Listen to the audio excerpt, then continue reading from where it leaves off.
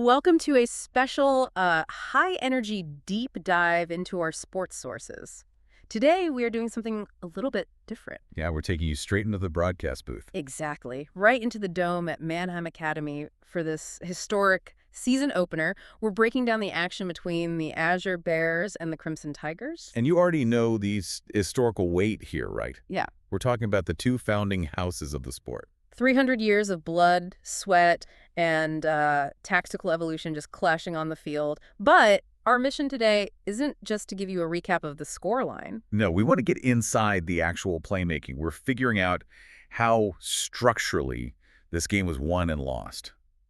Before we jump into the opening face-off, let's give a really quick refresher on Manaball for anyone who needs to visualize the action. Basically, you can think of it as four-dimensional hockey. Right. 7-on-7.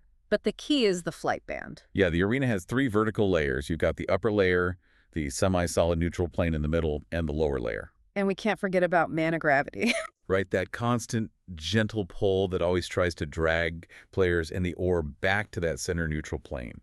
It is exhausting to fight against. Which perfectly sets up the tactical matchup we saw in this game, a true clash of philosophies. Structure versus chaos. Definitely. Okay. You have the home team, the Azure Bears. Their whole motto is basically structure wins games. They run that classic discipline 2-2-2 positional system. 2 strikers, 2 centers, 2 defenders, 1 guardian. They want to control the neutral plane. Patient horizontal passing. Waiting for the right shot. And then you have the away team, the Crimson Tigers. Total chaos. They want to control the entire field using a highly aggressive 3-2-1 formation. 3 centers, swarming the middle. Yeah, 2 strikers and just 1 solo defender. It relies entirely on relentless speed and constant pressure from all 3 vertical layers. Which brings us to the core focus of today's deep dive. We are going to analyze exactly how the Tigers' relentless pressure eventually fractured that famous Bears disciplined zone defense. It really turned into a masterclass proxy war between the 2 rival centers, Sidney Distancic for the Tigers and Freya Kroon for the Bears. So let's get right into it. The opening face-off at Center Dome. And, right out of the gate in period 1, the Tigers do not ease into this at all. Not even a little bit. From the very first whistle, they are dictating the pace. They're aggressively rotating those 3 centers through the neutral plane. While their strikers are just immediately climbing into the upper layer, they're forcing the Bears defenders to constantly look up. Which immediately stretches out their positional awareness along the Z-axis. It's a very deliberate psychological tactic. Before a single shot is even taken, the Tigers are reminding them. This is a 3-dimensional threat. Exactly. And it pays off fast. Just 4 minutes in, we get the moment of the match. The Tigers strike first, and it all starts with Distancic. She intercepts a clearing attempt right near the transparent dome barrier. Now, most centers there would look for a safe lateral pass to maintain possession. But she doesn't. She launches a massive lift pass straight up into the upper layer. Where striker Autumn Fallon is already waiting, Fallon catches it and immediately dives down. And you have to imagine the G-forces here. When a striker drops from that altitude, they are weaponizing that mana gravity to accelerate. She reaches terminal velocity, hits the top of the slot, and just hammers a spike shot past the Bears' guardian, Ryan Ward. 1-0, Tigers. The physics of that play are just fascinating. A spike shot from the upper layer uses the arena's mechanics against the goalie. Ryan Ward is an incredible guardian, arguably the best in the league at tracking horizontal threats. But the geometry of defending a spherical crease completely changes when the attacker's dropping from directly above at that kind of speed. The angles just disappear. They do. The Tigers made a clear statement right there.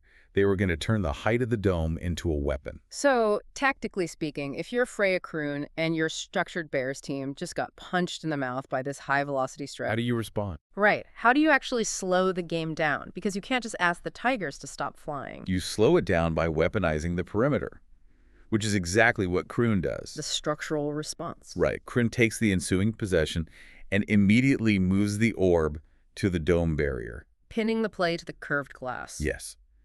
She forces these short-distance, horizontal cycle passes. It essentially bleeds all that vertical momentum right out of the arena. Such a brilliant counter tactic. She knows the Tigers want a chaotic track meet. But by playing keep away along the edges, she forces those 3 aggressive Tiger centers to stop diving and start chasing her horizontally. It's basically the sports equivalent of a legacy corporation dealing with a disruptive startup. Well, that's a great way to put it. The startup wants chaos and rapid iterations. But the legacy company uses its massive structural footprint to drag the game back into slow, bureaucratic boardrooms where it has the advantage. And Kroon's patience absolutely pays off. By forcing the Tigers to chase her along the perimeter, she draws their defense out of alignment. The center slot opens up. Kroon zips a perfectly flat pass to Chris Aaron in the open slot. Who just snaps a horizontal drive shot right past the Tigers' guardian, Devin Grazzo, tied up 1-1. That sequence right there is the Azure Bears' identity in a nutshell. You don't need to burn energy climbing into the upper layers if you can systematically draw the opponent out of position. Her setup was so clinical, it briefly looked like the Bears had completely neutralized the Tigers' speed. But keeping a lid on a team like that is physically exhausting. It really is. Late in the first period, the physical toll of defending that chaotic 3-2-1 formation really starts to show. Tiger center Liz Hadbucks forces a turnover in the middle, feeds a fast transition pass, and Fallon strikes again. 2-1 Tigers. And that's how they go into the first break. The tempo is exactly where the Tigers want it. Sitting in the locker room, the Bears have to be feeling the lactic acid building up. When you are constantly fighting the natural drift of the arena to defend high and low, your legs just burn out. Going into the second period, the Bears knew they couldn't just sit back in their zone and weather another 12 minutes of vertical bombardment. They had to push back. They needed to challenge the Tigers in the transitional spaces. Which sets the stage for a totally explosive second period. The momentum shifts and the game devolves into a full 3-layer battlefield. Or evolves, depending on how you look at it. Fair point. The Bears actually strike first in the second. Once again, Freya Kroon is pulling the strings. She delivers another methodical setup right through heavy midair traffic in the neutral plane. Dial Elfcal is perfectly positioned to redirect the orb past Grazzo. Tie game again, 2-2. Kroon's vision in a spherical environment is just unparalleled.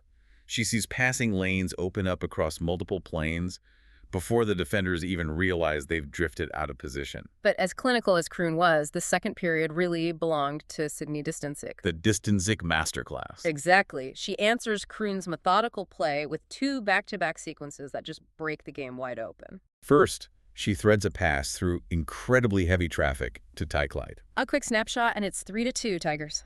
That pass shouldn't be physically possible. Yeah. You're passing a levitating orb between moving players converging from different altitudes. The margin for error is 0.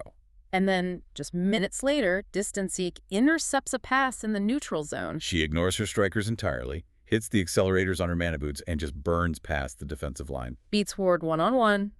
4-2 Tigers. That solo breakaway is what really exposed the Bears. Their entire identity is built on a disciplined zone defense that does not allow wide-open lanes through the middle. But the defense fractured. It just completely broke down. Spectacularly. So break that down for us. Why did it break? How does a world-class positional structure just evaporate like that? It comes down to a concept we can call structural overload. Yeah. And it's driven by the Tigers' signature maneuver, the Crimson Collapse. Right, where they use all 3 vertical layers simultaneously. Yes. In a traditional setup, the Bears' 2 defenders divide the defensive zone into manageable sectors. But the Tigers run that 3-2-1 formation. So during the Crimson Collapse, all 3 of those centers push aggressively across the blue line at the exact same time.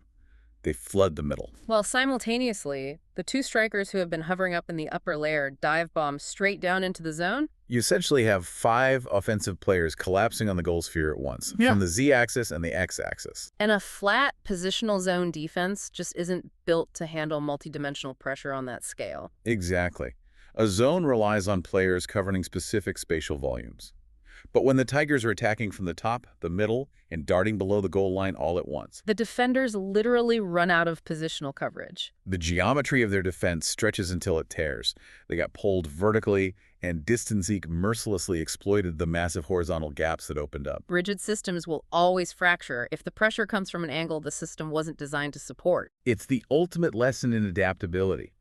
If your competitors suddenly change the dimensions of the field, your perfectly optimized legacy system is going to fail. Which brings us to the third and final 12-minute period. The Bears are down by 2. The dome is rocking. The physical exhaustion is peaking. But the Bears start clawing their way back. Out of an absolute scramble near the goal circle, Chris Aaron finds the loose orb and rips a sharp drive shot. His second goal of the night. 4-3. The tension is palpable. Traditionally, this is the moment where a chaotic, high-speed team starts to lose composure. When a structured team begins a methodical comeback, the chaotic team often makes unforced errors trying to force the pace. But the Tigers didn't panic. Instead of falling apart, they executed a tactical lockdown. They actually tightened their grip on the flow of the game. And that was entirely thanks to their other center, Liz Hadbucks. Hadbucks was an absolute wall in the third period. She took complete control of the neutral plane. Every time the Bears tried to execute a clean breakout to set up Kroon's cycle offense, Hadbucks was right there. She stunted their momentum, intercepted passes, and fed quick transition passes right back into the Bears' zone, keeping them pinned on defense when they desperately needed to be generating offensive pressure. She functioned as a critical pressure valve. By constantly recycling the play back into the Bears' territory, she denied them the time and space they needed to reestablish their structure. And that relentless suffocation eventually produces the dagger. The enforcer steps up. Chad Griffith, the Tigers' lone defender, which is still wild to think about. A 220-pound enforcer playing as a solo defensive anchor in midair. He joins the attack, blasts a shot through a massive screen of traffic from the defensive line, and restores the two-goal lead, 5-3. That entirely takes the wind out of the Bears' sails. The game ultimately ends in a 6-4 victory for the Tigers, but we really have to talk about the goaltending duel. We do. We cannot analyze this game without praising both Guardians. That final score obscures how intense the battle in the crease actually was. Ryan Ward faced an absolute barrage for the Bears. Because of that swarming Crimson collapse, he faced 31 shots from the Tigers.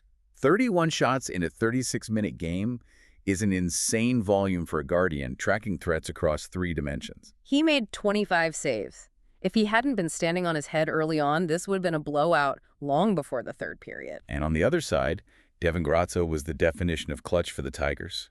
He locked down that victory. He finished with 22 saves and an incredibly solid .846 save percentage. But it was the timing of those saves.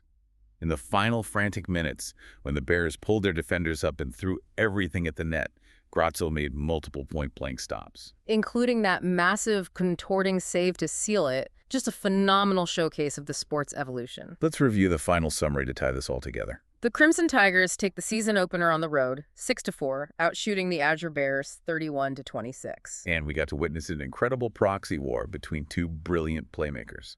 You had Freya Kroon's clinical discipline, finishing with 2 assists by orchestrating that patient bear cycle. Versus Sydney Distanzik's chaotic brilliance. She takes home a goal and 2 assists by shredding the zone with velocity and vertical passing. So as we wrap up, what's the big listener takeaway here? The real-world application of this tactical clash is huge. Think about structure and discipline, like the Bears system. It's incredibly valuable. It keeps you safe and consistent. Exactly. It minimizes mistakes. But when you are facing multidimensional, relentless pressure, whether that's a complex project at work, a volatile market, or a sudden crisis, rigid systems will eventually break. If you cannot adapt to the chaos and expand your awareness to cover new angles of attack, the pressure will always find the structural cracks. The Tigers didn't just play faster. They literally played in dimensions the Bears weren't structurally prepared to defend. They embraced the volatility of their environment, while the Bears tried to force the game into a comfortable, flat plane. Which brings up a really interesting point about the physics of the game, specifically man-of-gravity. Right, that rule that dictates any object that goes too high or dives too deep will naturally be pulled back to the neutral plane. The arena naturally seeks equilibrium, which is why the Tigers' extreme verticality was so physically taxing to maintain. It makes you think about our own baseline states. Think about your career or your creative projects. Chaotic pressure is inevitably going to force you into extreme highs of manic productivity or push you down into extreme lows of burnout. And when you hit those extremes, what is your personal neutral plane? Exactly. What is the baseline habit, the mindset, or the core community that stabilizes you? What stops you from drifting too far into the extremes and brings you back to your center? Knowing what centers you when the pressure collapses from all sides is just as important as knowing how to fly in the first place. Keep that in mind the next time you feel the pressure coming from an unmapped angle. Thanks for joining us in the broadcast booth today for this deep dive. We'll catch you on the next one.